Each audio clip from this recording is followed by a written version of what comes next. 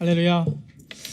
여러분들 주 안에서 만나 뵙고 이제 말씀으로 교제 나누게 돼서 얼마나 기쁘고 감사한지 모르겠습니다. 지역마다 이렇게 한인교회 청년들이 살아있다라는 거, 또 이러니 저러니 해도 말도 많고 탈도 많은 교회는 여전히 세상의 소망입니다. 근데 그 세상의 소망인 교회 안에 새 시대, 새 역사를 위해 하나님께서 이렇게 귀한 청년들을 남겨주셨다라는 거, 정말 감사한 일입니다. 방금 소개해 주신 대로 저는 중학교 2학년 때 이민 왔기 때문에 이런 가슴 벅차는 진정한 감사는 이 잉글리시로 표현해야 제 마음이 잘 전달이 됩니다. 그래서 영어로 좀 인사하겠는데 아주 고급진 영어 표현입니다. 여러분도 하나씩은 좀 알고 계셔야 나중에 주류 상류층하고 교류하실 때도 이게 도움이 될 겁니다. 얼마나 감사한지 모르겠습니다.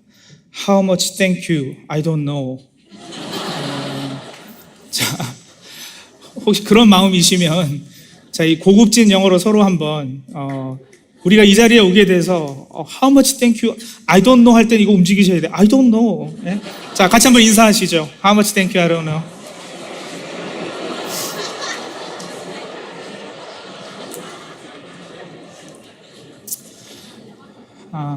감사합니다. 주시는 말씀 같이 보죠. 고린도전서 5장입니다. 고린도전서 5장 9절에서 13절 말씀. 여러분 오늘 저녁에는 성경을 여러 군데 펴서 살펴보고 우리가 말씀을 나눌 텐데 성경책을 좀 이렇게 준비하고 계시고 아니면 스마트폰 이렇게 잘 찾을 수 있도록 해서 같이 말씀 보면서 우리 오늘 하나님 음성에 귀 기울이면 좋겠습니다. 고린도전서 5장 9절에서 13절 우리 교독식으로 봉독하고 마지막 13절은 다 함께 읽겠고요. 제가 먼저 9절 읽겠습니다. 내가 너에게 쓴 편지에 음행하는 자들을 사귀지 말라 하였거니와 이 말은 이 세상에 음행하는 자들이나 탐하는 자들이나 속여 빼앗는 자들이나 우상 숭배하는 자들을 도무지 사귀지 말라 하는 것이 아니니 만일 그리하려면 너희가 세상 밖으로 나가야 할 것이라. 이제 내가 너희에게 쓴 것은 만일 어떤 형제라 일컫는 자가 음행하거나 탐욕을 부리거나 우상 숭배를 하거나 모욕하거나 술 취하거나 속여 빼앗거든 사귀지도 말고 그런 자와는 함께 먹지도 말라 함이라. 밖에 있는 사람들을 판단하는 것이야 내게 무슨 상관이 있으리오마는 교회 안에 있는 사람들이야 너희가 판단하지 아니하랴. 같이 있습니다. 밖에 있는 사람들은 하나님이 심판하시려니와 이 악한 사람은 너희 중에서 내쫓으라. 아멘. 이번 집회 주제가 세상과 관련해서 우리가 어떻게 교회가 될 것인가 하는 것입니다. 하나님께서 이 세상에 우리를 교회로 불러주셨다라는 것이 과연 무엇을 의미하는 것인가를 살펴보려면 성경에서 말하는 세상이 무엇인지, 성경에서 세상에 대해 뭐라고 말씀하고 있는지를 알아야 교회와 세상과의 관계 설정이 가능해집니다. 우리 집회 중에서도 오늘 우리 주제는요, 우리 데일리 팀이 있잖아요. 오늘 주제는 교회, 세상으로부터 부름받은 사람들이에요. 우리는 교회 밖으로 부름을 받았다. 이게 오늘 주제고요. 내일 주제는 교회, 세상 속에서 지어져가는 사람들이지 않습니까? 세상 속으로, 세상 밖으로. 다시 말하면 세상과 관련해서 교회의 정의, 그리고 교회의 역할을 정리하려는 것이기 때문에 성경에서 말하는 세상이 무엇인지 우리가 그 개념을 좀 정리해 볼 필요가 있습니다. 이 질문을 먼저 해보죠. 여러분, 우리 기독교인들은 세상을 사랑해야 합니까? 아니면 세상을 미워해야 합니까? 어떻게 생각하세요? 세상이 우리에게 있어서 사랑이 대상이 되는 겁니까? 아니면 세상은 우리에게 있어서 피하고 멀리하고 미워해야 되는 대상입니까? 그 대상을 어떻게 설정하는가는 정말로 중요하지 않겠어요? 세상을 대하는 교회의 우리의 행동 양식이 달라질 것이니까요. 그렇죠? 여러분들 그 질문에 어떻게 답하시겠습니까? 사랑해야 된다, 미워해야 된다. 어떻게 대답하셨든 둘 다 맞습니다. 혼란하죠? 둘 다 맞다니? 예, 하지만 둘 다 맞습니다. 아니, 둘 다 틀립니다. 여러분, 우리에게 이런 혼란이 있을 만한 것은 성경, 특히 신약 성경에서는 이 세상이라는 단어를요, 두 가지 개념으로 사용하고 있기 때문에 그렇습니다. 같은 단어예요. 헬라어로 코스모스 같은 단어인데 세상으로 우리 한국말로 번역되는 같은 이 단어가 두 개 다른 의미로 사용되고 있다는 거예요. 그러니 혼란스러운 말도 하죠. 자, 먼저요. 우리 이쪽에 계신 분들 요한복음 3장 16절을 펴서 읽어주세요. 요한복음 3장 16절입니다.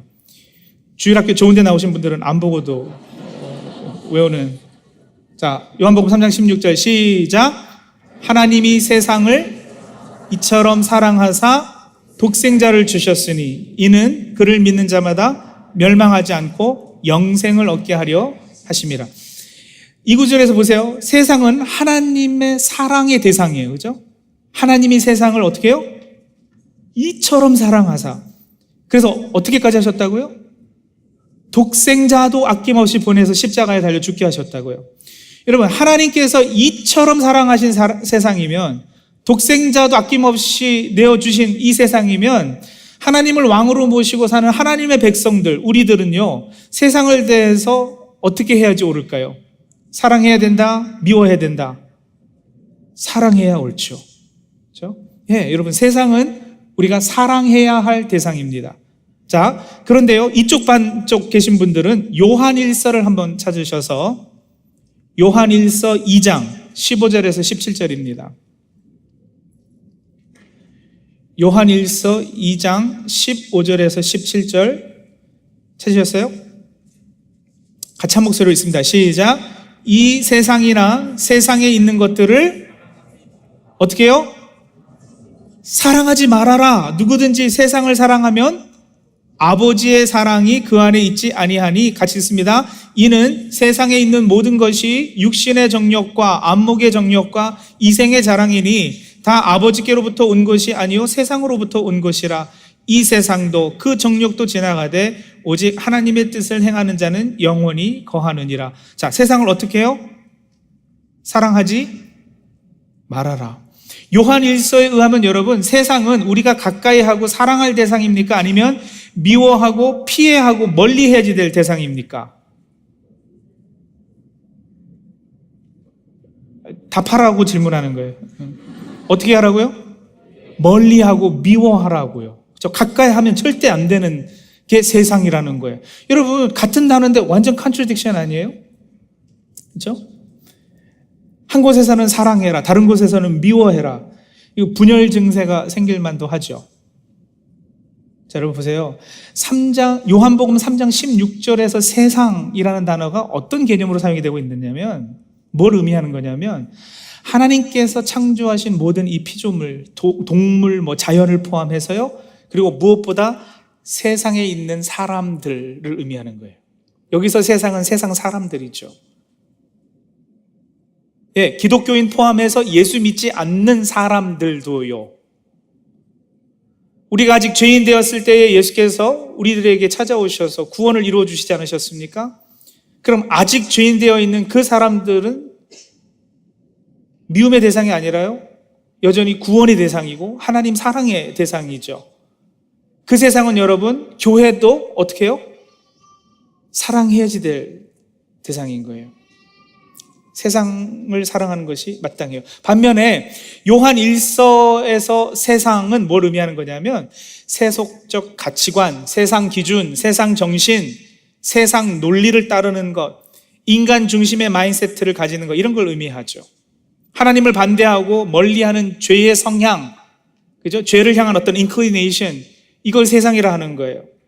그리고 그거는 우리가 어떤 대가를 치르고라도 피해야라고 명령하고 계셔요.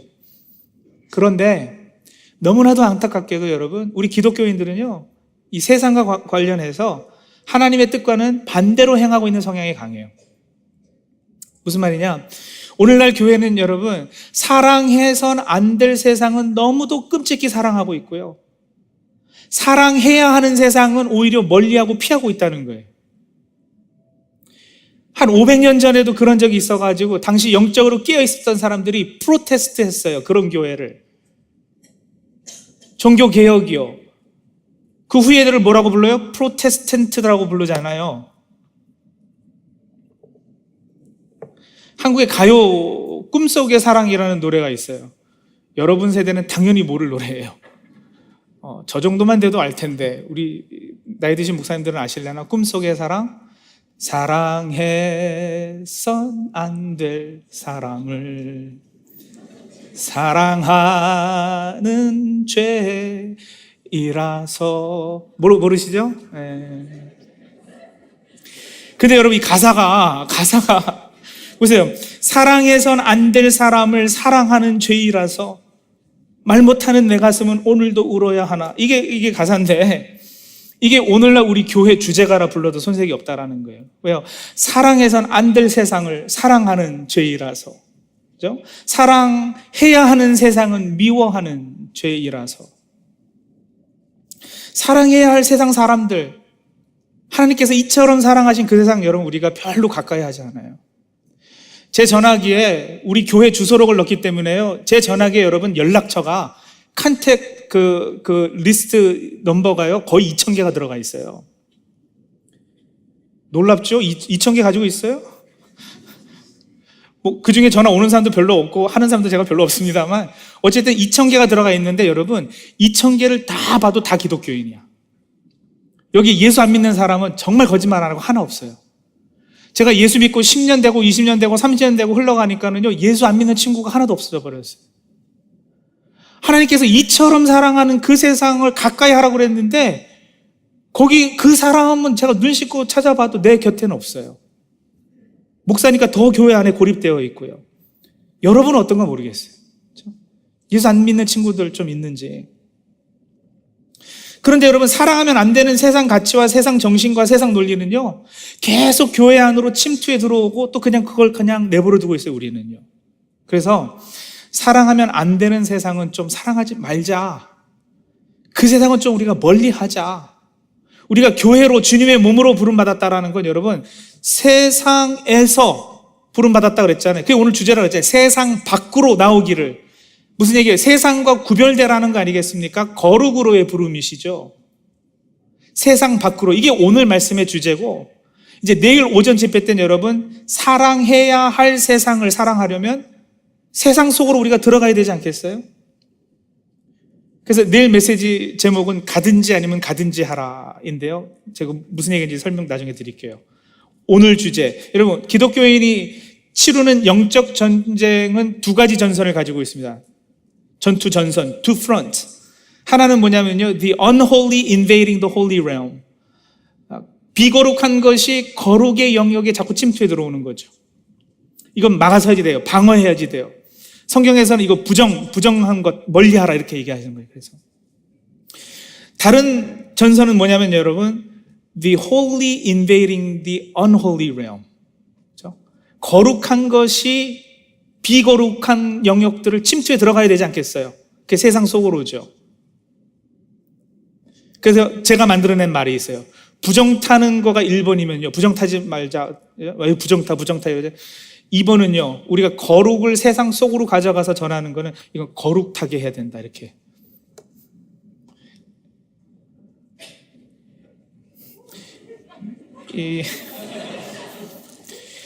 저같이 이렇게 영어도 짧고 한국말도 짧은 사람들은요, 자꾸 이런 신조어를 만들어내요.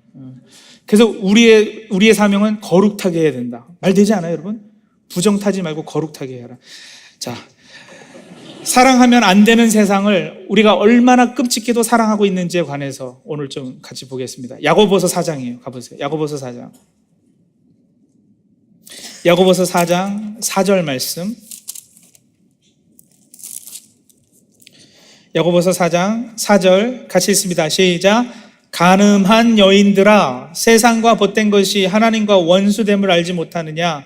그런즉 누구든지 세상과 벗이 되고자 하는 자는 스스로 하나님과 원수 되는 것이니라.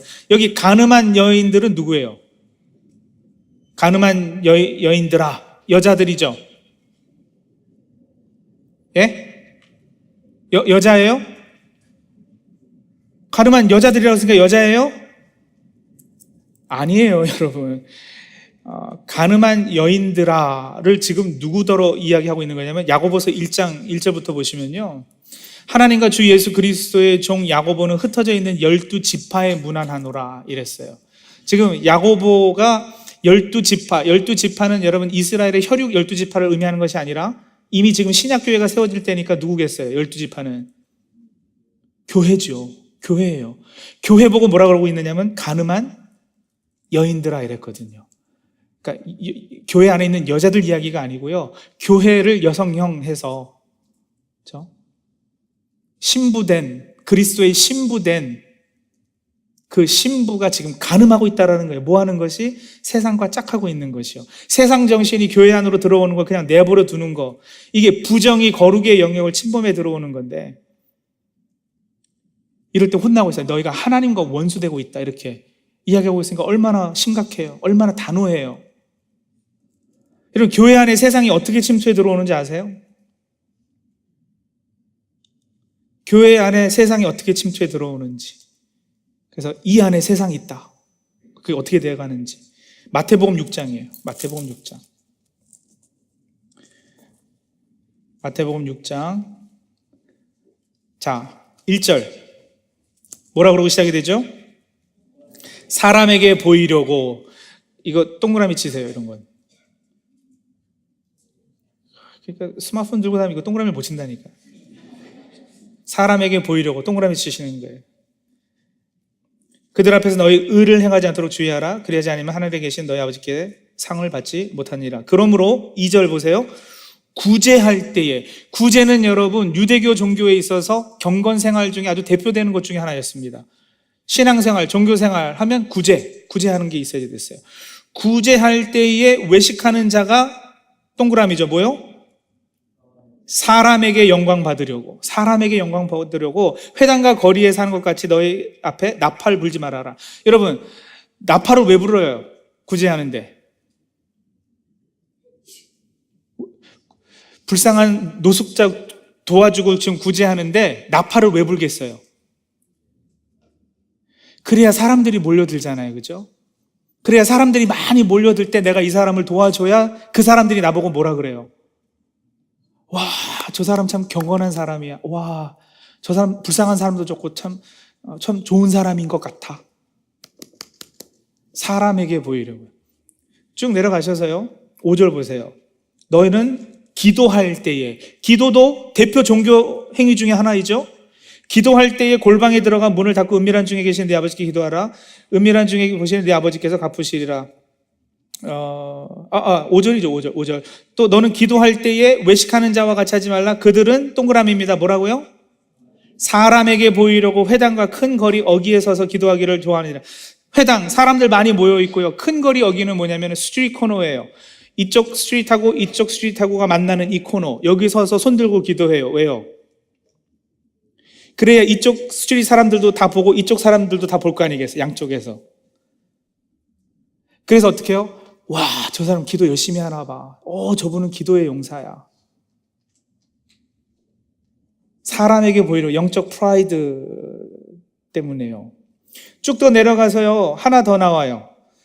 아주 대표되는 종교 행위 중에 하나. 16절. 금식할 때에 너희는 외식하는 자와 같이 슬픈 기색을 보이지 말라. 그들은 금식하는 것을 동그라미요. 뭐라고요? 사람에게 보이려고 얼굴을 흉하게 하느니라. 내가 진실로 너에게 이르노니 그들은 자기 상을 이미 받았느니라. 수염도 안 깎고 얼굴 막 깨지재하게 하고 와가지고서는 교회 앞에서 이러고 앉아 있는 거예요. 그럼 옆에 친구가 묻죠. 왜 그래? 너 어디 아파? 내가 지금 3일 금식제잖아.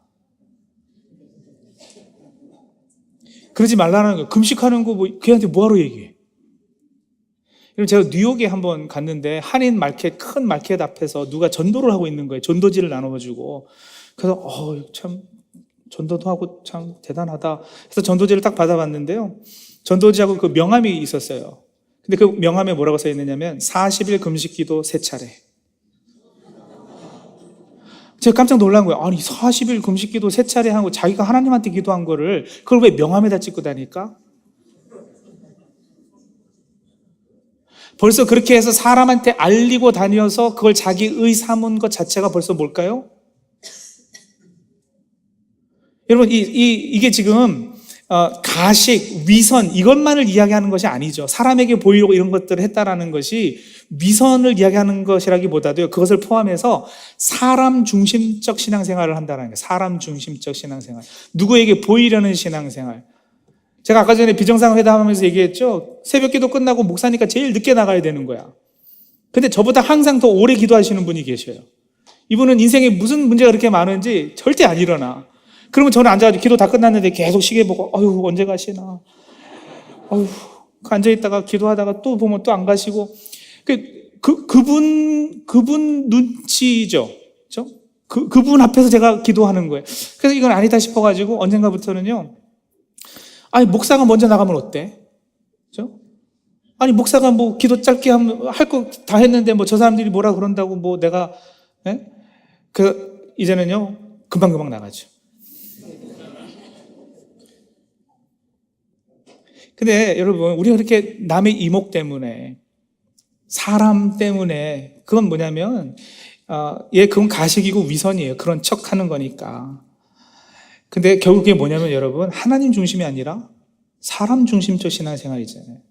우리는 교회 안 다니고 술 취하고 마약하고 동성애하고 뭐 이런 사람들을 죄인이라고 그러고 비난하고 멀리 하는데 여러분, 성경은 오히려 겉으로는 종교적인, 하지만 그 중심이 자기중심적인, 사람 중심적인 사람들을 향해서 더 많은 지면을 할애하면서 반성과 회개를 촉구하고 있어요. 예, 저와 여러분 같이 교회 열심히 다니고 얼마나 열심히 다니면 이런 집회까지 다 찾아와서 이 자리에 앉아들 계시겠어요. 찬양팀에서 섬기고 주일학교 교사, 중보기도팀, 교회에서 직분 맡은 집사, 장로, 목사들이 여러분, 이 말씀하신 제 1차 대상들이에요. 이들은 교회 용어 자연스럽게 사용하는 사람들이에요. 이메일 쓸 때 샬롬 쓰고, 만나면 할렐루야 하고. 근데 여러분, 세상 사람들 욕하고 세상 죄를 비난하고 손가락질하기 전에 먼저는 우리 자신을 살펴야 돼요. 우리는 과연 세상과 구별된 사람들인가? 세상으로부터 구별돼서 세상 밖에 있는 사람들인가? 세상과는 좀 떨어져 있는 사람들인가? 거룩, 구별되다 그 뜻 아니겠어요? 그죠? 여러분, 교회 안에서 종교적인 활동을 하면 그게 거룩한 걸까요, 과연? 우리는 성 속의 구분을 육체적이고 물질적인 것하고 영적인 것으로 나누지 않아요. 그건 헬라 철학의 이원론의 영향이지 성경적이지 않아요. 교회 건물 안에 들어와 있으면 우리는 저절로 거룩해집니까? 거기는 성전이기 때문에요? 그냥 갑자기 거룩한 장소가 된 거예요? 집회에서 찬양하고 있는 순간은 경건하고 영적인 순간이에요?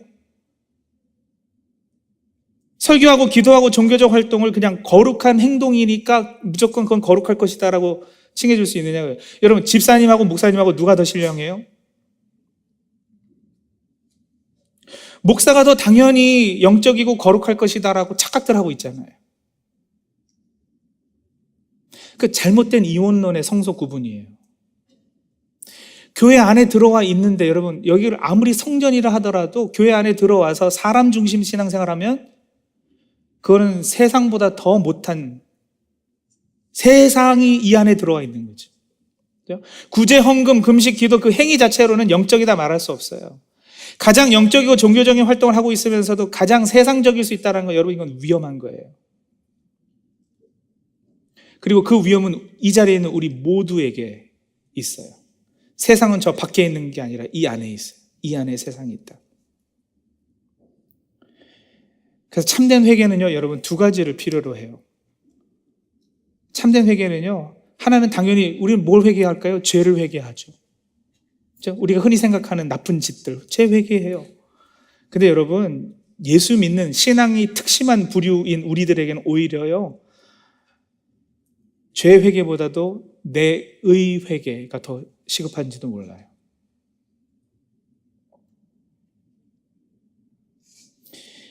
하나님 중심이 아니라 사람에게 보이려고 사람 중심의 신앙생활한 것은 나중에 다 내 공로, 내 의가 돼버리거든요.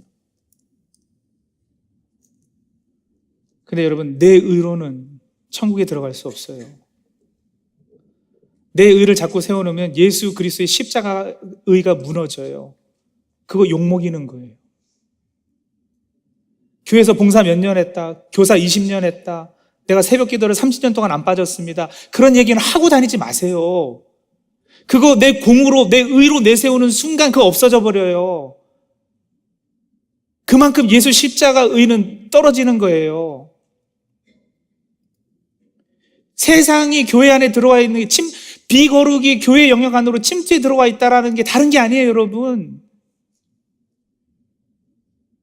십자가가 아닌 다른 것들을 붙잡고 있는 내 열심, 내 노력, 내 자격, 내 실력, 그거 붙잡고 있는 게 세상이에요, 여러분. 우리는 우리의 의를 회개할 필요가 있어요. 마태복음 7장 가보십니다. 마태복음 7장 21절에서 23절이요. 마태복음 7장 21절에서 23절 같이 읽습니다. 시작. 나더러 주여 주여 하는 자마다 다 천국에 들어갈 것이 아니요 다만 하늘에 계신 내 아버지의 뜻대로 행하는 자라야 들어가리라. 그날에 많은 사람이 나더러 이르되 주여 주여 우리가 주의 이름으로 선지자 노릇하며 주의 이름으로 귀신을 쫓아내며 주의 이름으로 많은 권능을 행하지 아니하였나이까 하리니 그때 내가 그들에게 밝히 말하되 내가 너희를 도무지 알지 못하니 불법을 행하는 자들아 내게서 떠나가라 하리라. 여러분, 이 사람들이요, 누구의 이름으로요? 예수 이름으로요. 예수 이름으로 귀신도 내쫓았대요. 예수의 이름으로 선지자도 목사도 했대요. 예수의 이름으로 큰 권능을 행했대요. 많은 공을 세웠겠죠. 그랬는데 여러분, 나중에 뭐예요? 예수님께서 내가 도무지 너희들 모른다. 불법을 행하는 자들아 떠나가라 이러신대잖아요.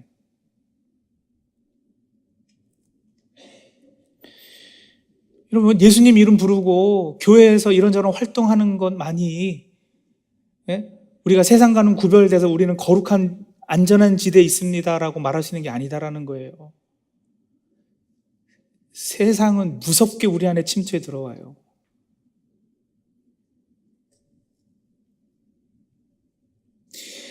이어지는 여러분 23절서부터 떠나가라 하리라 하고 나서는 나오는 그 비유가 우리 너무나도 잘 알고 있는 비유죠.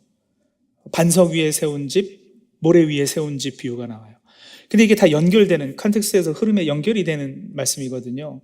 그래서 여러분, 그러므로 누구든지, 그러므로 누구든지, 그렇죠?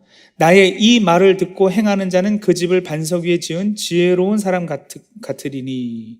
그리고 26절 가보시면 나의 이 말을 듣고 행하지 아니하는 자는 그 집을 모래 위에 지은 어리석은 사람 같으리니. 이렇게 해서 반석 위에 지은 집, 모래 위에 지은 집 비유를 말씀하시는데, 여러분, 이 비유는 행함 비유가 아니에요. 행함을 비교하고 있는 것이 아니에요. 그러니까 보세요. 예수의 이름으로 귀신을 내쫓았습니다. 많은 권능을 행했습니다. 선지자 노릇을 했습니다. 이게 다 뭐예요? 행함이죠. 지금 종교 행위들이에요. 이거는 이 비유에서 여러분 기초예요, 집이에요?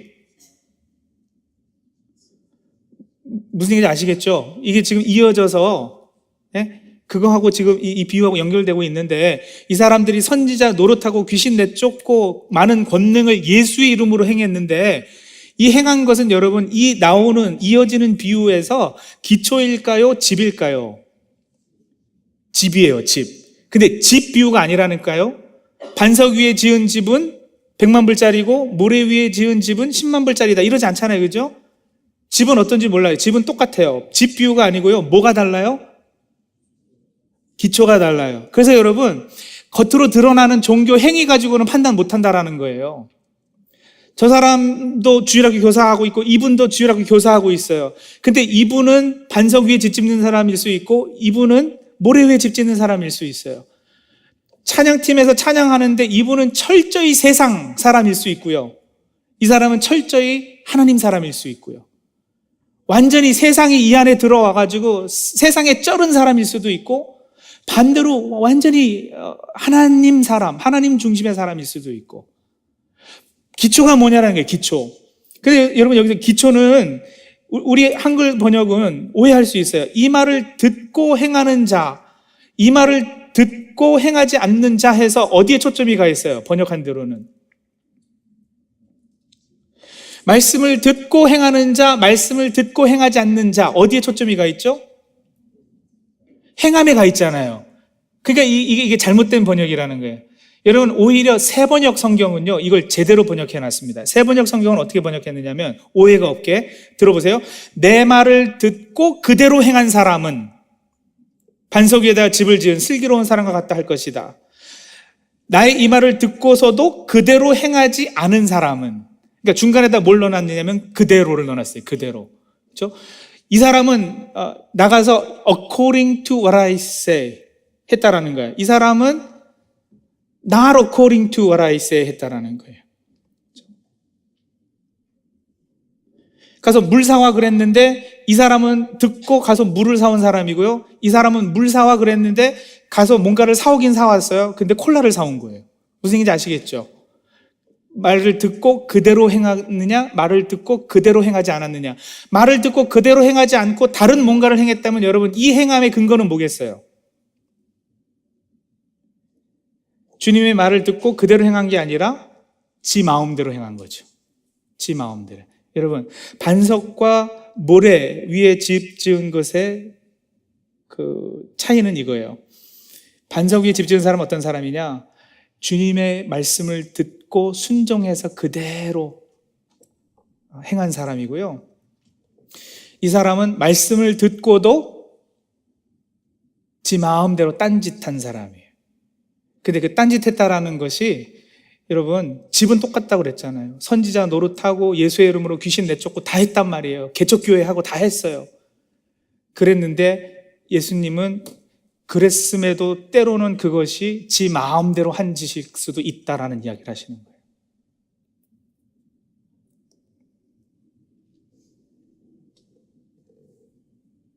그래서 제자도의 부름은요, 예수님께서 제자를 부르실 때 뭐라고 하셨냐면 자기 자신을 부인하고 십자가를 지고 나를 따르라죠. 자기를 부인하고 뭐예요? 자기 부인, my wife하고 십자가, 자기 부인, deny yourself 하고, 그렇죠? deny yourself. 자기 부인하고 십자가를 지고, 그러니까 지 마음대로 하지 말고, 네 마음대로 하고 싶은 것은 다 내려놓고. 그게 제자도의 부름이에요. 세상을 막아설 수 있는 방법은 딱 그거예요, 여러분. 나 자신을 부인하고, 십자가는 죽음의 상징이잖아요. 죽으라는 거예요. 내 욕망, 야망, 내 욕심, 내 죄의 성향, 그것에 대해서 죽고 예수 그리스도 그 좁은 길 따라가라는 거죠.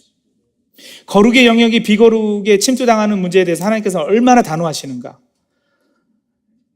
이렇게 모래 위에 집 지은 사람들에 대해서, 그죠? 아까 전에 도무지 내가 너희를 모른다, 불법 행한 자가 떠나라 이렇게 말씀해요. 얼마나 단호하시냐면, 여러분 이건 안 살펴볼게요. 나중에 적어놓으셨다가 보세요. 레위기 17장에서 26장까지 우리가 소위 홀리네스 코드라고,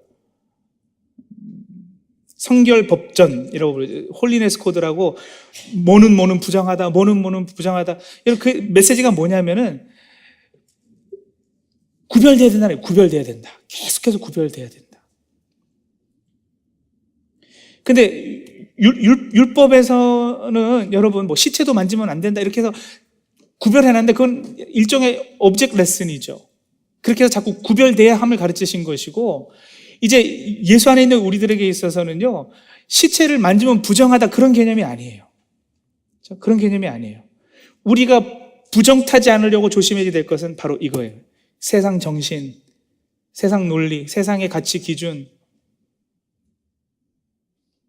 그리고 그 안에는 나 중심적인 성향이 있는 거, 바로 그겁니다. 자, 이제 읽은 본문 들어갈게요. 고린도전서 5장인데 여러분 보세요. 고린도전서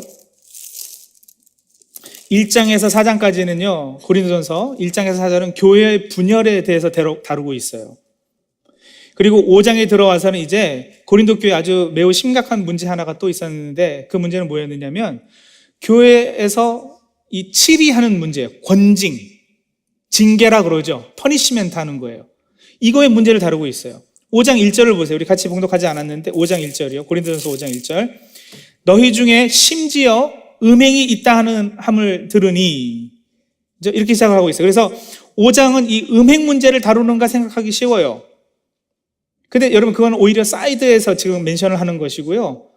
물론 고린도 교회는 아주 고린도라는 시 자체가 아주 음탕한 시였어요. 성적 타락의 문제가 심각했어요. 항구 도시였거든요.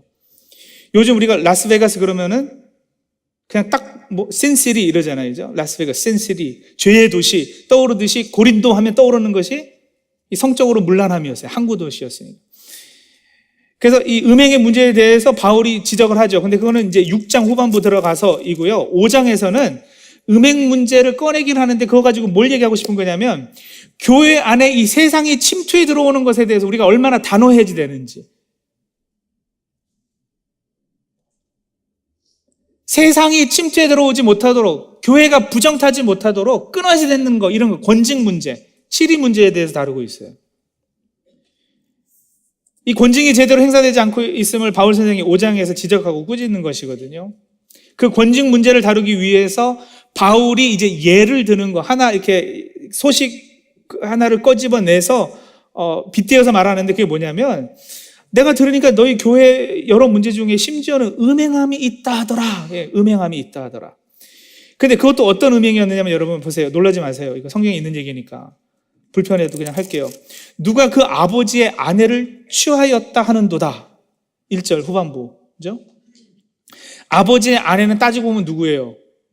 내 엄마잖아요. 근데 여기에 제 어미와 이렇게 표현하지 않고 아버지의 아내와 이렇게 표현한 것은 아마 친모가 아니라 계모를 의미할 것 같아요. 적어도 그게 우리가 받아들이기가 더 쉬워요. 근데 그럴 것 같아요. 자, 근데 아버지가 살아 계시는지 아니면 돌아가신 후에 이 아들이 계모를 취했는지는 어쩐지 잘 모르겠습니다만, 당시 고린도 교인들은 너무나도 잘 알고 있었던 사건인 것 같아요. 중요한 것은 여러분, 이 아내를 취하였다, 아버지 아내를 취하였다라는 헬라어 표현이요, 한 번 그랬다라는 것이 아니라 지금도 계속 그러고 있다 이거든요. 현재 진행형이라는 거예요. 그러니까 이 아들이 아버지 아내와 지금도 계속 같이 살고 있어요. 근데 여러분, 이것이 심각한 죄임을 알고 회개하고 돌아선 것이 아니고요, 그렇게 살고 있으면서도 떳떳하게 지내고 있고, 교회는 그것을 어떻게 하고 있느냐? 그냥 그러려니 용납하고 있는 상황이에요. 뭐 그럴 수도 있겠지, 아마 그랬던 모양인 거예요. 그래서 2절에 보시면 바울이 교회를 꾸짖습니다. 너희가, 고린도 교회죠, 공동체를 향해서 너희가 뭐라고 꾸짖습니까? 교만하여졌도다. 6절에 보시면 너희가 자랑하는 것이 옳지 않도다 하는 말도 해요. 이런 음행의 죄를 교회 안에 용납하는 이유가 교만 때문이라는 지적과요, 이걸 용납하고 있음 자체가 그걸 자랑까지 하고 있다 이렇게 얘기를 하잖아요. 뭐가 어떻게 잘못되었길래 이 끔찍한 죄악을 용납하고 이 교회 공동체가 자랑스럽게까지 여기고 있을까? 두 가지 추측해 볼 수 있어요. 하나는 여러분, 하나님 은혜에 대한 잘못된 이해로 인한 것이다. 잘못된 신학 때문인 것 같아요. 잘못된 신학. 고린도 교회에 만연해 있던 잘못된 신학이요. 이런 거죠. 내 모든 죄는 이미 다 사함 받았어. 하나님이 내 모든 죄, 과거, 현재, 미래의 죄를 다 없애주셨어. 그렇기 때문에 나는 이제 뭔 짓을 해도 괜찮아. 천국 가는데 지장 없어. 그러니 뭐 이런 음행 저지르고도 오히려 이게 하나님의 은혜의 증거다. 내가 이렇게 살아도 하나님은 날 다 용서해 주신다. 은혜가 더 크지 않느냐, 죄 있는 곳에. 뭐 이렇게 로마서 5장 20절 말씀 막 악용하는 거죠. 바울이 갈라디아서 5장 13절, 형제들아 너희가 자유를 위하여 부르심을 입었으나 그러나 그 자유로 육체의 기회를 삼지 말고 오직 사랑으로 서로 종노릇하라 그랬거든요. 근데 오히려 육체의 기회를 삼은 거예요. 고린도서 6장 12절하고 10장 23절에 두 번이나 바울이요, 모든 것이 내게 가하나 라고 말을 하잖아요. 모든 것이 내게 가하나. 그건 물론 바울의 말이 아니라 아마 바울이 반대하고 있었던 반대파들의 이야기일 것입니다만, 어쨌든 모든 것이 가하다라는 것을 긍정하는 거 보면 여러분, 우리 하나님의 은혜의 범위가 얼마나 넓은지 우리가 알 수 있어요. 근데 여러분, 우리의 모든 죄가 사해졌다라는 말은 맞아요.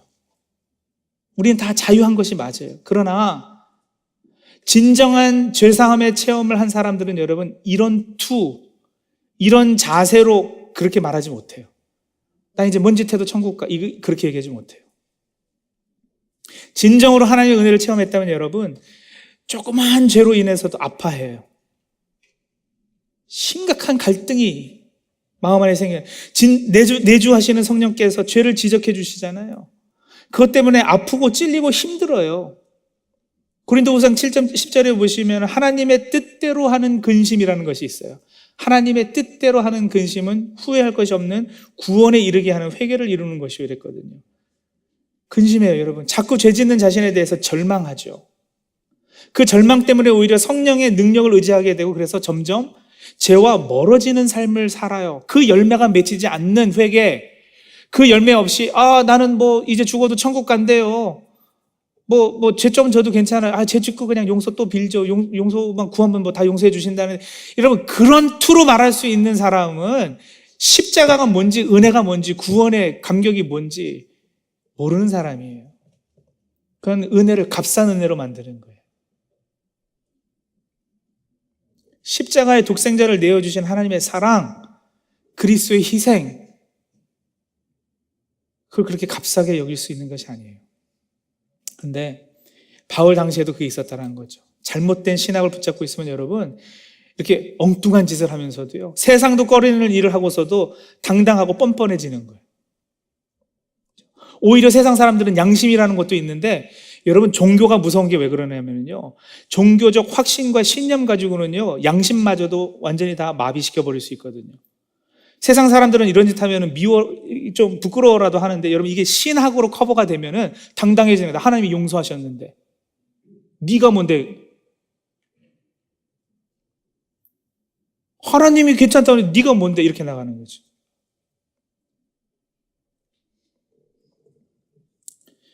내 죄가 다 용서받았다는 확신이 있다면 여러분, 그것은 죄를 덜 짓는 자리로, 더 겸손한 자리로 우리를 가게끔 해야지 돼요. 근데 그렇지 못하니까 여러분, 이게 이때만 이야기가 아니잖아요. 오늘 교회가 그렇잖아요. 목사들이 여자 문제로 넘어지고 표절 문제로 해서 교회가 깨지고 그래도요, 근신하는 시간도 없이 바로 옆에다 교회 또 개척해버리잖아요. 그리고 아니 목사님 그러시면 됩니까? 몇 년이라도 좀 지나고 해야죠. 그러면 아니 하나님께서 용서하셨는데요.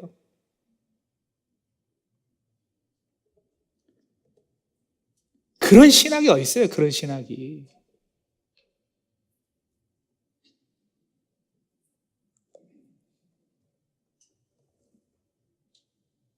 십자가의 능력은 죄사함의 능력뿐 아니라 죄와 싸워 이기게 하는 능력도 함께 있는 거잖아요.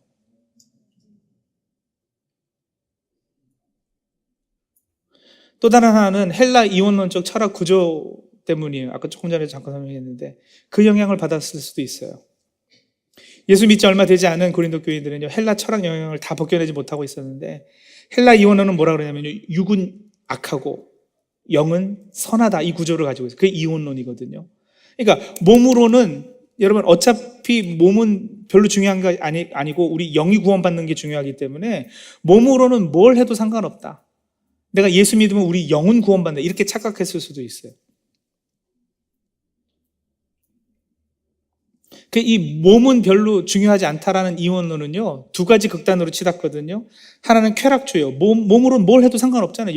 영으로만 구원받으면 되니까.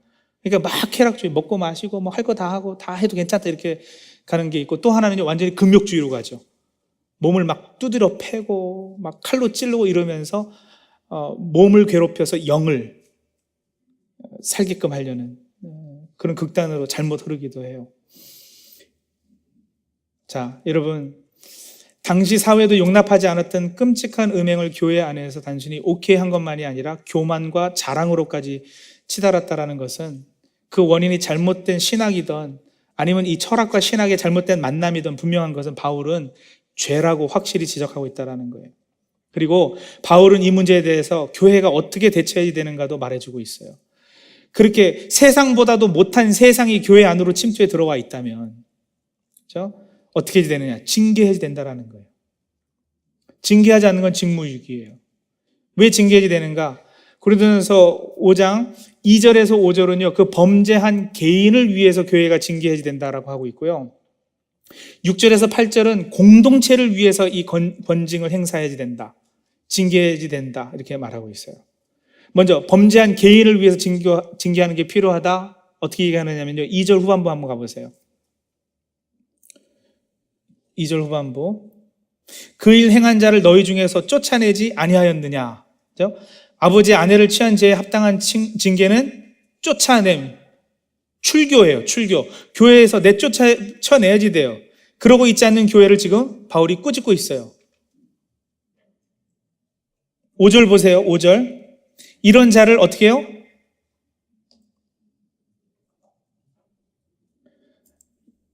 자, 졸리니까 성경 보고 다시 5절이요. 5절.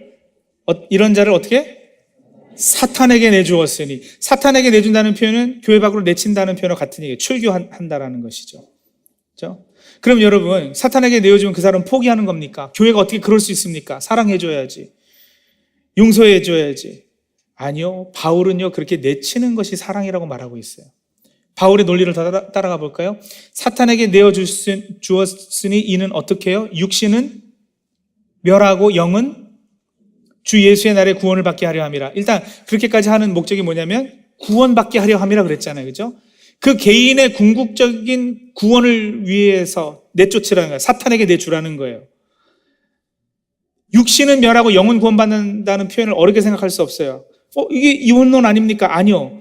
그렇지 않아요. 바울에게 있어서 육신은 여러분, 이 피지코 바리를 의미하는 것이 아니라 육신이라는 단어를 어떻게 사용하느냐면 고린도서 3장 1절에도 보시면 형제들아 내가 신령한 자들에게 대함과 같이 너에게 말할 수 없어서 육신에 속한 자, 곧 그리스도 안에서 어린아이들을 대함과 같이 하노라 이렇게 표현한 적이 있거든요. 그래서 육신이라는 것은 하나님과의 관계가 끊어져 있는 자기중심적 성향을 가진 그런 그 상태, 그 세상이죠. 그죠?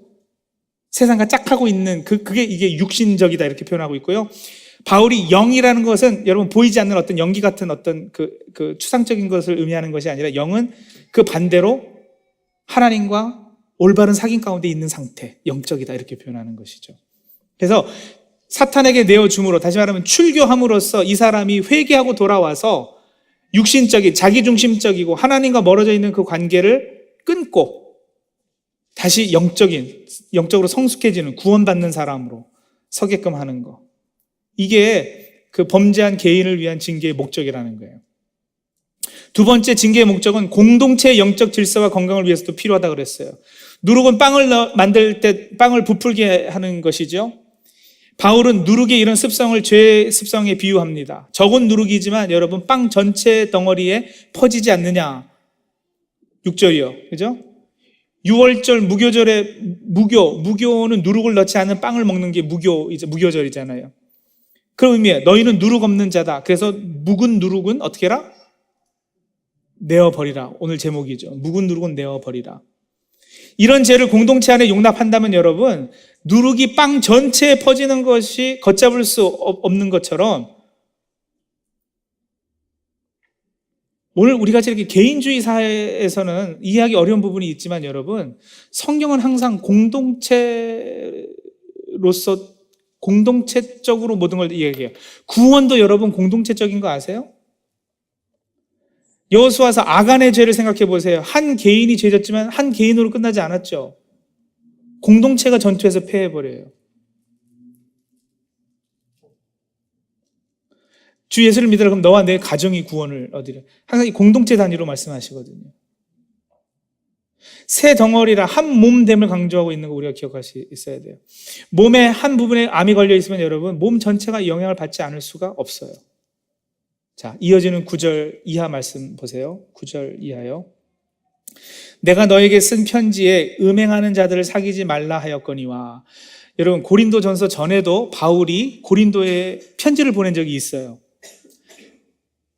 근데 그 편지는 우리가 가지고 있지 않아요. 그래서 어떤 내용인지 잘 몰라요. 그러니까 고린도전서 후서 말고도 고린도 교회에 쓴 편지들이 몇 개 더 있는데 그건 잘 모르는데 어떤 내용인지 부분적으로 우리가 알 수 있는 한 가지 뭐냐면 내가 전에 너에게 쓴 편지에 이제 그 얘기죠. 음행하는 자들을 사귀지 말라 했어요. 여러분 음행하는 자들을 사귀지 말라 그러니까 이 고린도 교인들이 오해를 한 거예요. 어떻게 오해했느냐면 세상 사람들 사귀지 말라는 거구나 이렇게 오해했다라는 거예요. 음행하는 자들은 이꼴 세상 사람들 이렇게 판단을 해버린 거예요. 그런데 바울이 뭐라 그러냐면 10절 이 말은 이 세상에 음행하는 자들이나 탐하는 자들이나 속여 빼앗는 자들이나 우상 숭배하는 자들 도무지 사귀지 말라 하는 것이 아니니 만일 그리하려면 너희가 세상 밖으로 나가야 할 것이라. 여러분 이 세상 음행하는 자들과 도무지 사귀지 말라 하는 것이 아니니, 이 뉘앙스는 사귀라는 거예요, 말라는 거예요? 사귀라는 거예요. 그 예수 믿지 않고 사기치고 우상 숭배하고 동성연애하고 하는 사람들은 사귀라는 거예요, 제발 좀. 그죠? 그러면 음행하는 자들과 사귀지 말라 하는 게 무슨 뜻이었느냐? 11절이요. 이제 내가 너에게 쓴 것은, 이제 내가 너에게 고쳐 말해주는 건 뭐냐면, 만일 어떤, 졸리니까 성경 봐야죠. 11절. 만일 어떤 뭐요? 형제라 일컫는 자가 음행하거나 탐욕을 부리거나 우상숭배를 하거나 모욕하거나 술 취하거나 속여 빼앗거든. 다시 말하면 형제라 일컫는 사람이니까 교회 안에 있는 사람이겠죠. 그렇죠? 교회 안에 들어와 있는데 철저히 세상을 살고 있는 사람은요, 교회에 있지만 세상을 살고 있는 이 사람, 교회 안에 세상을 침투해 두도록 한 이 사람은 그런 사람과는 사귀지도 말고 그런 자와는 함께 먹지도 말라 함이라. 무슨 얘기인지 아시겠어요? 교회 안에 세상이 침투해 들어오는 것에 대해서 바울은요, 이렇게 단호하게 끊어버리라 말한 거예요. 그런데 여러분, 세상 사람들을 향해서는 기준이 다르잖아요. 그죠? 그 사람들은 사기라는 거예요. 가서 섬겨주고. 바울은 여러분, 이랬다 저랬다 하는 사람이에요. 저도 그래. 여러분, 우리 교회에 청년들이 와가지고요, 교회 파킹장 저쪽 뒤에 이렇게 쓰레기통 있고 한데, 제가 가끔 이렇게 보면 거기서 이렇게 담배 피고 있어요. 담배 피는 게 죄다 아니다, 지금 그 얘기 하는 거 아니에요. 담배 피고 있어요. 제가 그거 보면 좋을까요, 안 좋을까요? 좋죠, 여러분. 얼마나 감사해요. 오늘날, 여러분, 요즘 청년들이 교회 안 오는 시대예요. 그 청년들이 교회를 온다니까요? 교회 와가지고요, 얼마나 예의도 발라요. 현관에서 안 피고 그 뒤에서 숨어서 피니까. 이 예의 바른 청년들이, 그죠? 교회 끌려와가지고, 친구들하고 끌려와가지고 그 뒤에서 이거 피고 있어요. 그럼 제가 보고서는요, 막 기쁜 거예요. 쟤네들 괜찮아. 예배 들어와서 말씀 듣다가 한 번 말씀 꽂히면 뒤집어지는 거잖아요. 그죠? 예배 하나님의 임재 한 번 체험하면 이 친구들 변할 거 아니겠어요? 그럼 담배 피라 말아 얘기할 이유가 없어요. 근데 그런 친구들이 교회에 나오고 있다는 은혜의 자리, 예배의 자리로 일단 와서 앉아, 이건 엄청 기쁘네요. 막 가슴이 벅차요. 기뻐요. 그럼 못 본 척하고 지나가는 거예요. 근데 여러분, 만약에 안수 집사님이 거기서 이렇게 네? 그러면 제가 지나가다가 안수 집사님 딱 그러고 있으면 제가 어떻게 하겠어요? 막 기뻐가지고, 아니죠. 집사님, 저 좀 잠깐 봅시다. 제 사무실로 가가지고, 아니, 집사님, 담배를 피려면, 숨어서 피면 안 좋은 거 아시네. 교회에서 피면 안 되는 거. 어? 그러면 예의 바르게 집에서 피던가. 왜 지나가는데 사람들 목사한테까지 뛰고 그러시냐고. 여러분, 안수 집사한테 제가 요구하는 기대는 좀 다르지 않겠어요? 이랬다 저랬다 할 수밖에 없죠. 당연히에요. 그래서 여러분, 형제라 일컫는 자가 이러거든. 세상을 살고 있고 세상이 그 안에 충만해 있거든. 징계하라는 거예요. 단호하게 내치라는 거예요. 여러분, 제가 이거 어디서 읽다가 너무 재밌어서 퍼왔어요. 경북 청도군 금천면 박곡동 운문산 뒤쪽 막다른 골짜기에 자리 잡은 박곡 장로교회라고 있는데, 이 교회는 1905년에 세워진 교회예요. 근데 그 교회 당회록 1928년, 1930년 이때 당회록 기록이 남아 있어요. 읽어드릴까요? 5차 당회예요. 1928년 8월 15일 백수만이 주일 범함으로 6개월 책벌키로 가결. 10회 31년 4월 19일 백수만 해벌 가결 풀어줬다라는 거죠. 최운한 회복 가결, 이차순 주일 출석 불완전 권면 가결. 28회 37년 3월 18일 4계명 범한 10만씩 학습 벗기기로 함. 31회 김재숙 본인이 즐겨 주일 잘 출석지 못하는 자에게 시집 갔으므로 세례 교인으로서 부당한 일인 줄 알기에 무기 책벌 가결. 주일 출석 안 하는 사람한테 시집 갔다고. 32에 연령 미만의 아들을 혼인하게 한 부인을 책벌하기로 가결함. 33에 가정에 불평한 자 권면하기로 가결. 당의 앞에서 다시 가정 불평하지 않겠다고 자복하기로 용서하기로 가결. 이거 계속 이래요. 계속. 시간 없으니까 그냥 안 읽을게요. 여러분 보세요. 이거 요즘 교회에서는 거의 볼 수 없는 권징의 사례들이에요. 흥미롭기도 하고요. 저는 물론 다 동의 안 하죠. 그죠? 엄청 율법주의적이라서 저는 분명히 제가 아무리 권징을 얘기해도 이렇게는 안 할 거예요. 그러나 여러분 너무 지나쳤지만 오늘날은 너무 그 반대 아니에요? 권징 주일 출석 안 했기로 예? 가정에 불편했기로 권면하기로 가결. 당의 앞에서 잘못했다고 예? 자복하기로 용서하기로. 그러면 저 딴 데 가요 그냥. 아니 옆 교회에서는 오라고 그러는데 그죠? 우리 교회에서 떨어져 나가는 사람들 하나라도 더 잡으려고 난리인데 옆에 교회에서는 이런 대우를 받고 누가 있겠어요? 그러다 보니까 어떻게 해요, 여러분? 교회가 세상에 자꾸 침투당하는 거예요. 끊지 못하는 거예요, 세상을요.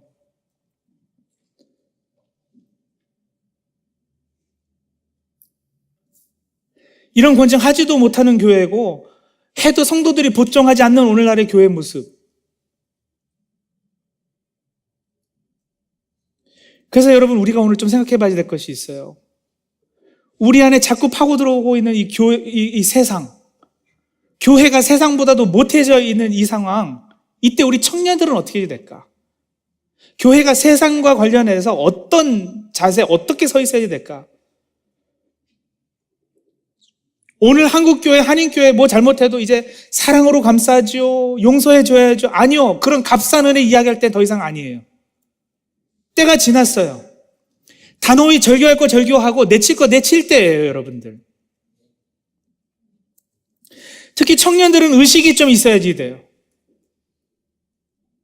시대를 꿰뚫어 보는 눈이 있어야 되고요. 교회를 사랑하면, 진정한 주님의 몸된 교회를 사랑한다면 잘못되고 있는 것들 보고 가만히 조용히 앉아 있으면 안 돼요. 조용히 있으라. 그 말 들으면 다 죽어요.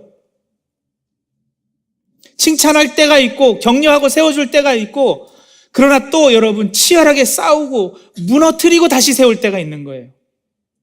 세상이 교회 안에 파고 들어와서 교회 안이 세상보다도 못하기 때문에 세상이 뭐라 그래요? 교회 보고 너나 잘하세요 그러잖아요. 그럴 때 청년들은 좀 의식을 가지고 일어서야죠. 세상이 뭐라고요? 사람의 일을 생각하는 것이라고요. 뭐가 사람의 일인데요? 메시아 승리주의, 기독교 기복주의, 예수 믿으면 편히 잘 먹고 잘 살 수 있다. 예수 믿는 그 신앙 가지고 실제적이고 정치적이고 세상적 경제적 승리를 꿈꾸는 거, 이게 사람의 일이죠. 죄송해요. 우리 교회도 아니니까 막 거침없이 얘기할게요. 조엘 오스틴 잘 되는 그런 거 읽고 앉아있고 그거 복음이라고 믿고 있는 이 교회는요, 무너져야지 돼요. 망해야지 돼요. 오늘 우리가 예수 그리스도의 제자냐? 자기 십자가 지고 자기 부인하고 주를 따르고 있느냐? 그렇지 못하잖아요. 담임 목사가 교회 주인이 되어 있지 않아요?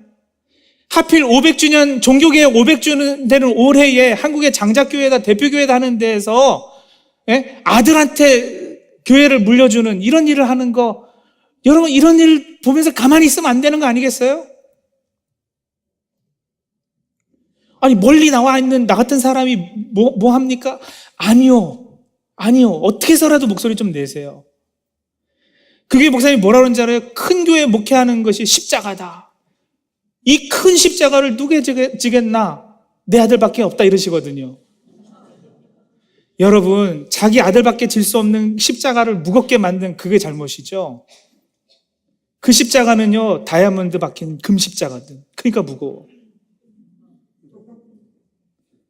그 교회 다녔다 오신 분들 죄송해요. 기분 나빠도 어쩔 수 없어요. 잘못된 건 잘못했다 그래야죠. 여러분, 그거 보고 가만히 있으면 제대로 된 신앙도 아니에요. 불법으로 통과시켜준 노예, 침묵하고 있는 총회 다 망해야지 돼요. 그 거지 같은 인간들 나중에 하나님 앞에 섰을 때 어쩌려고 그러는지 모르겠어요. 망해야지 돼요. 로마가 마련해 줬던 경제적, 정치적 안정의 틀 안에 있는 황제를 주라 부르러 강요받았던 제자들이었잖아요. 그거 거부하기 위해서 목숨을 내놔야 됐어요. 불이익 당하니까요. 어려움 당하니까, 고난이 십자가 길을 가야 되니까요. 그게 하나님의 길인데 여러분, 사람의 길은요, 10만 교인인 교회를 이루어놓고 그 교회가 무너질까봐, 그 교회 안정을 위해서 어쩔 수 없다고, 다른 사람 오면은 이 교회 힘들어진다고. 여러분, 한 교회 교인이 10만인 게 정상이에요? 저는 교회, 큰 교회, 작은 교회 역할이 다 있다 생각해요. 대형 교회도 물론 역할이 있어요. 그런데 여러분, 대형도요, 10만 교회인 대형이면 그건 교회 아니에요. 괴물이지. 어떻게 교인이 10만이에요? 50만인 교회도 있는데 그건 교회 아니죠. 그 정도 되기 전에 뭐 했어야지 돼요? 알맞은 사이즈 되게끔 쪼갰어야죠. 미리미리 깨트렸어야죠.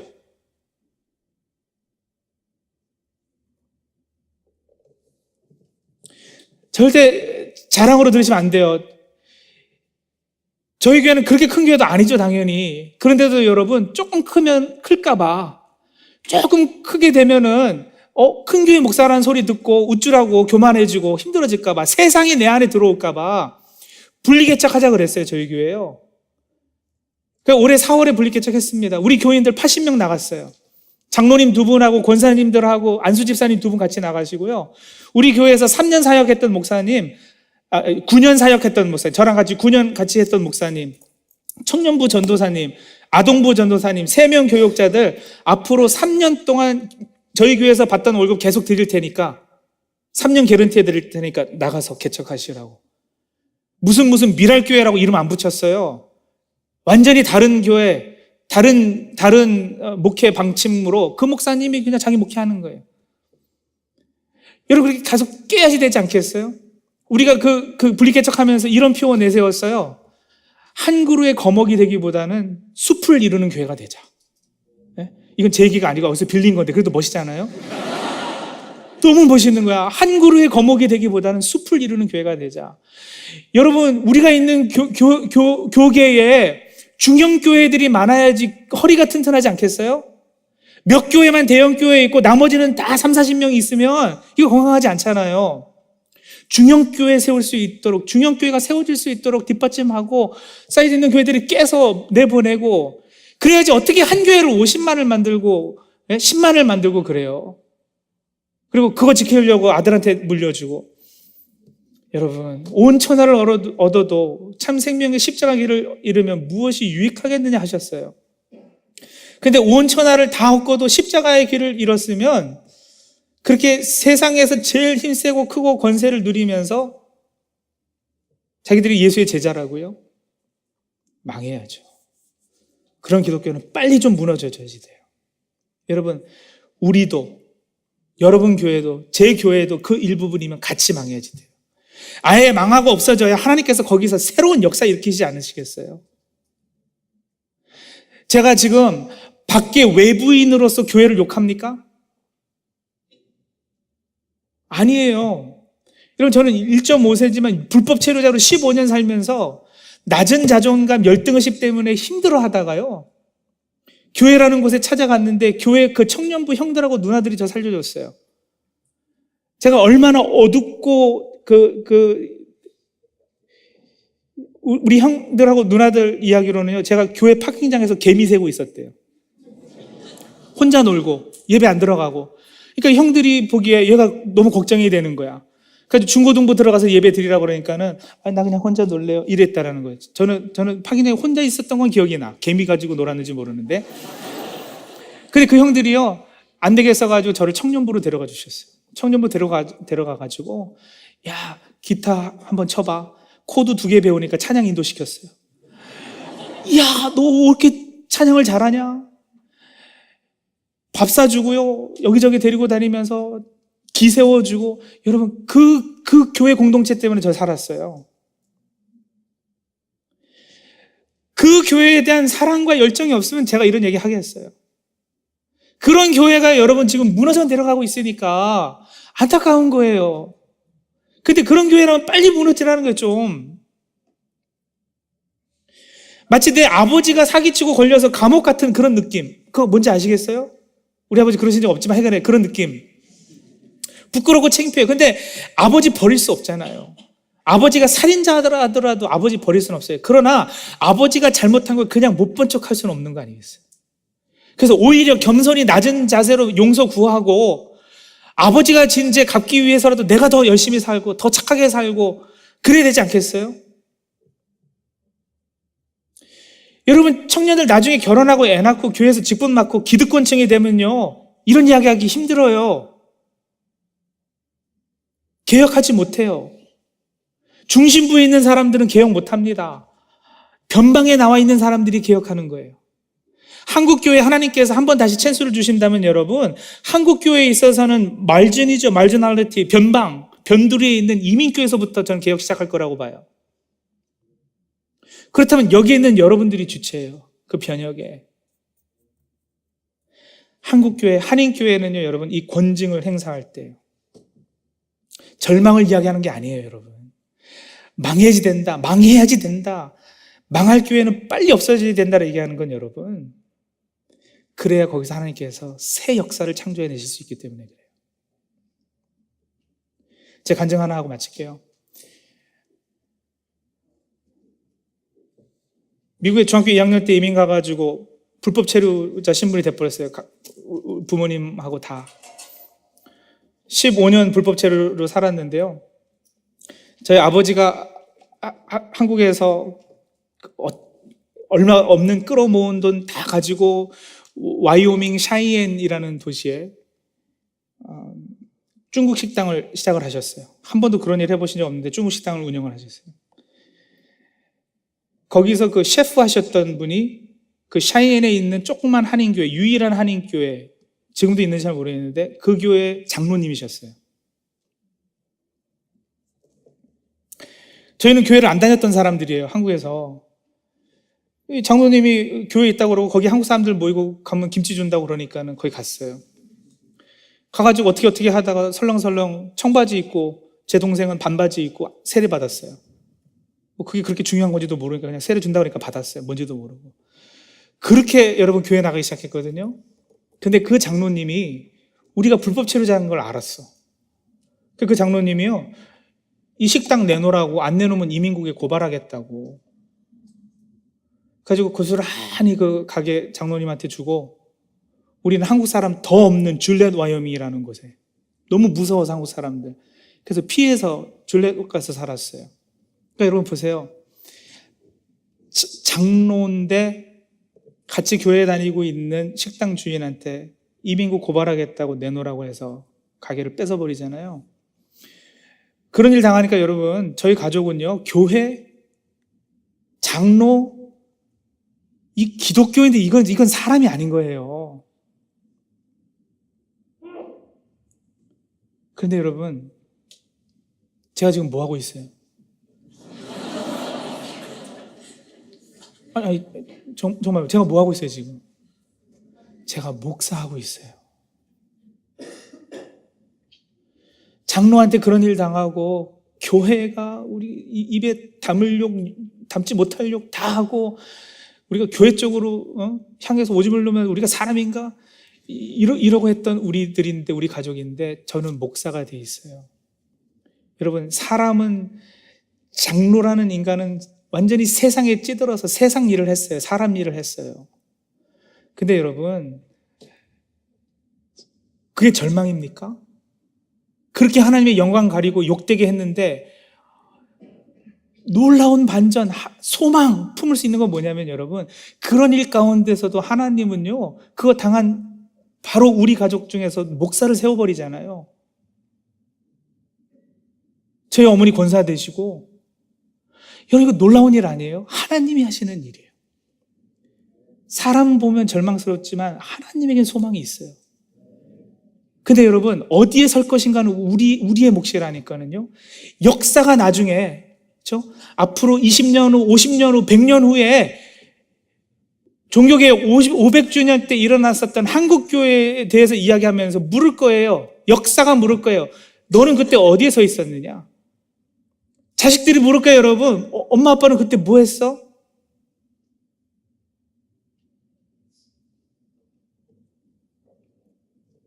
무너질 교회는 무너뜨리십시다. 목소리 내세요. 권징해야지 돼요. 세상이 교회 안으로 들어오지 못하도록 막아서세요. 시작은 여러분에서부터겠죠. 여러분 개인 신앙에서부터 철저하게 막아서세요. 그러나 공동체로 모여서 우리 이런 집회로 모이는 이유가 뭐겠어요? 들어오지 못하도록. 그리고 다 무너지리라. 무너지고 난 후에는 하나님께서 새로운 역사를 일으키실 것입니다. 여러분이 그 새로운 역사의 주체가 되실 것인지 아니면 망하고 없어져야 될 그 쓰레기 더미에 무너져 있을 것인지 여러분 판단이에요. 기도하실까요?